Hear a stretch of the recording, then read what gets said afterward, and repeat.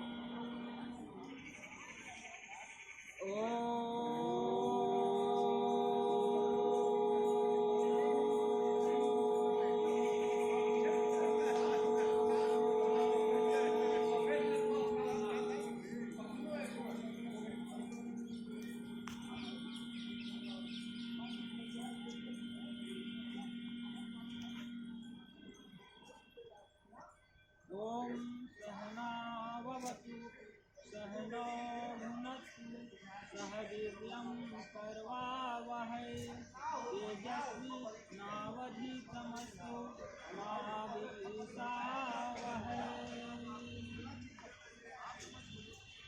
ओम असतो मा सद्गमय तमसो मा ज्योतिर्गमय मृत्योर्मामृतं सर्वेषां शान्ति भवति, सर्वेषां मंगलं भवति, सर्वेषां शान्ति भवति, सर्वेषां पूर्णं भवति, सर्वेषां सुखं भवति।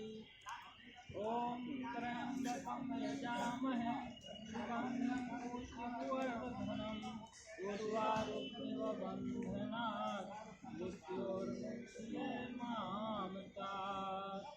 ओम भूर्भुवः स्वः तत्सवितुर्वरेण्यं भर्गो देवस्य धीमहि धियो यो नः प्रचोदयात्।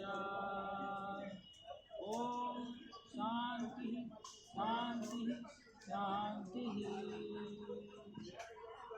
प्रकृति माता को प्रणाम करके धीरे से अपनी आंखों को खोल लेंगे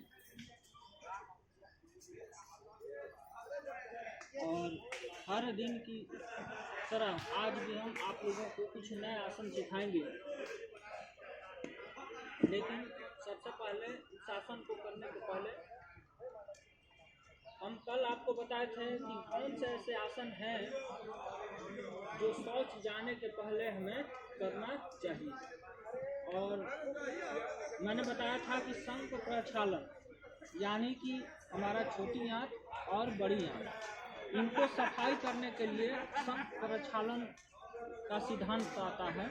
शंख जैसा आकार होता है उसी तरीके से हमारे छोटी आंत, बड़ी आंत और नीचे के भाग में इस प्रकार से रहता है।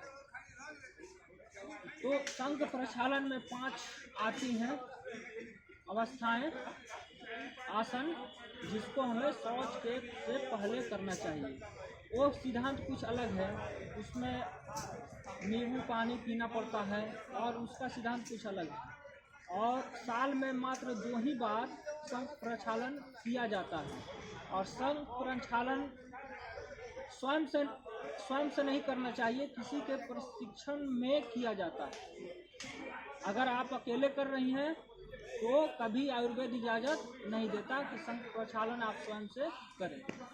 तो सिद्धांत कुछ अलग है कि किसी को सालों साल तक कब्ज रह रहा है और किसी को सालों साल तक गैस की प्रॉब्लम रह रही है और इंस्टेंट टाइम में हमारे आँत से संबंधित किसी को कैंसर है या यकृत में, लीवर में या किडनी में या फिर पाचन तंत्र से संबंधित किसी भी तरह का समस्या है जो सालों सालों तक है या फिर सालों तक नहीं है, महीनों तक है, या फिर कुछ ऐसे लोग हैं जो स्वयं को सफाई करना चाहते हैं और खुद को स्वस्थ बनाना चाहते हैं।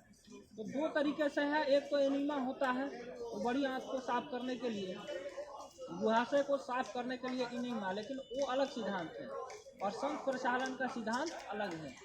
तो दोनों में कोई तालमेल नहीं है, दोनों बिल्कुल सिद्धांत अलग अलग हैं। तो शंख प्रक्षालन में जो भी क्रियाएं करवाई जाती है उसमें अलग एक रूल और नियम होती है। शंख प्रक्षालन साल में 2 बार करना चाहिए और करने के बाद में आपको 100 ग्राम घी और मूंग का दाल का खिचड़ी खाना पड़ता है। बिल्कुल ही अलग उसका प्रोसेस है और बिना प्रशिक्षण लिए वो नहीं करना चाहिए।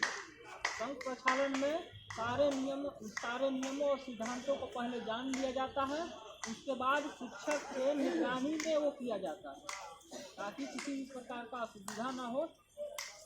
तो हम शंख प्रक्षालन की तरफ नहीं चलेंगे, हम सिर्फ आपको ये बताते हैं कि अगर किसी भी तरह का गैस है, कब्ज है, एसिडिटी है या पाचन तंत्र से संबंधित है, हमारा पेट कई बार साफ नहीं होता या फिर बार बार जाने की क्रिया लगी रहती है, तो वैसे स्थिति में हम किस प्रकार से शौच करने के पहले हमें व्यायाम करके और तब जाना। पेट साफ नहीं हो रहा है तो आदमी सुबह में कोई 2 बार जाता है, कोई 3 बार जाता है।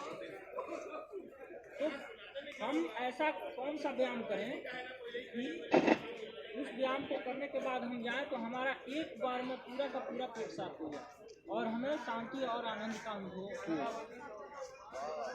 हाँ?